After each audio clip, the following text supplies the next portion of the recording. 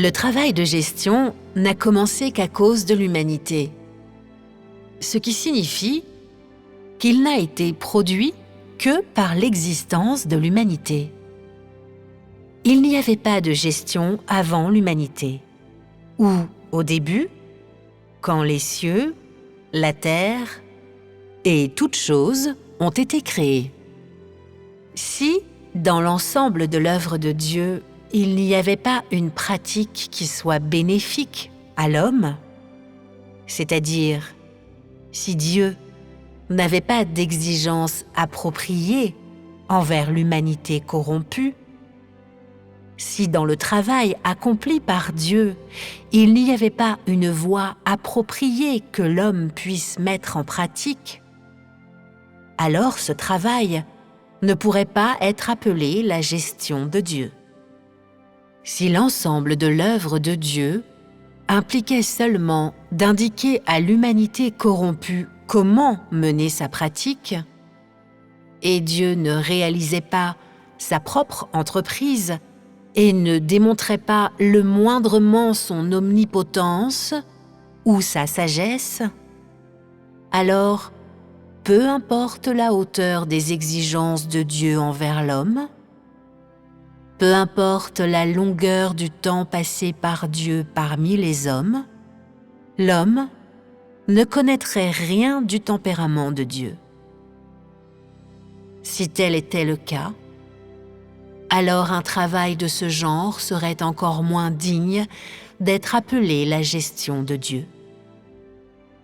Autrement dit, le travail de gestion de Dieu, c'est le travail accompli par Dieu et aussi tout le travail effectué sous la direction de Dieu par ce que Dieu s'est acquis.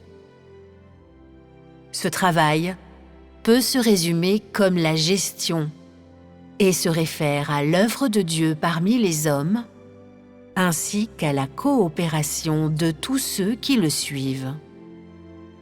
Tout cela, compris comme un tout, peut être appelé la gestion. Ici, l'œuvre de Dieu est appelée vision et la coopération de l'homme est appelée la pratique. Plus le travail de Dieu est élevé, c'est-à-dire plus élevées sont les visions, plus le tempérament de Dieu est clair pour l'homme, et plus il est en désaccord avec les conceptions de l'homme, plus élevées sont la pratique et la coopération de l'homme. Plus sont élevées les exigences envers l'homme, plus le travail de Dieu est en désaccord avec les conceptions de l'homme. Et en conséquence, les épreuves de l'homme sont plus lourdes et les normes qu'il doit respecter deviennent également plus élevées. À l'issue de ce travail, toutes les visions auront été achevées et ce que l'homme doit mettre en pratique aura atteint le summum de la perfection. Ce sera également le moment où chacun sera classé selon le genre, car ce que l'homme doit connaître aura été montré à l'homme. Donc, quand les visions auront atteint leur apogée, le travail également approchera de sa fin, et la pratique de l'homme aura aussi atteint son zénith. La pratique de l'homme est basée sur l'œuvre de Dieu, et la gestion de Dieu ne s'exprime pleinement que grâce à la pratique de l'homme et à la coopération de l'homme. L'homme est le joyau d'exposition de l'œuvre de Dieu, l'objet du travail de toute la gestion de Dieu et aussi le produit de la gestion entière de Dieu. Si Dieu travaillait seul, sans la coopération de l'homme, alors il n'y aurait rien eu qui puisse servir de cristallisation de toute son œuvre. Et ainsi, la gestion de Dieu n'aurait pas la moindre signification.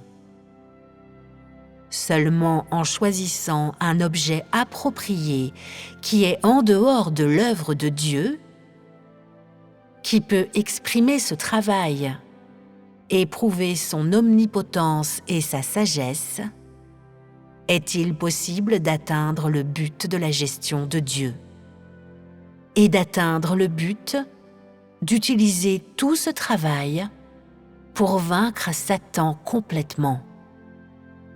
Et donc, l'homme est un élément indispensable du travail de gestion de Dieu. Et l'homme est le seul qui peut faire en sorte que la gestion de Dieu porte fruit et atteigne son but ultime. En dehors de l'homme, aucune autre forme de vie ne peut assumer un tel rôle.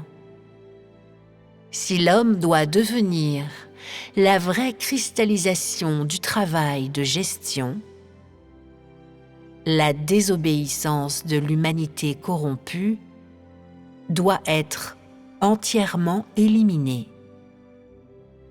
Cela exige que l'homme reçoive une pratique appropriée à différents moments et que Dieu réalise le travail correspondant parmi les hommes. C'est seulement de cette manière que sera acquis un groupe de gens qui soit la cristallisation du travail de gestion. Le travail de Dieu parmi les hommes ne peut pas rendre témoignage à Dieu lui-même simplement par l'œuvre de Dieu seul. Ce témoignage requiert aussi des êtres humains vivants qui sont appropriés à son travail afin d'en atteindre le but. Dieu travaillera d'abord sur ces gens qui ensuite exprimeront son travail et ainsi son témoignage sera rendu parmi les créatures. Alors, Dieu aura atteint le but de son travail. Dieu ne travaille pas seul pour vaincre Satan, car il ne peut pas directement se rendre témoignage à lui-même parmi toutes les créatures. S'il agissait ainsi, il serait impossible de convaincre l'homme absolument. Donc, Dieu doit travailler sur l'homme afin de le conquérir.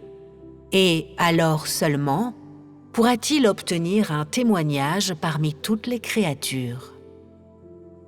Si Dieu seul devait travailler, et s'il n'y avait pas la coopération de l'homme, ou s'il n'était pas requis que l'homme coopère, alors l'homme ne pourrait jamais connaître le tempérament de Dieu et serait pour toujours ignorant de la volonté de Dieu. De cette façon, cela ne pourrait pas être appelé le travail de gestion de Dieu.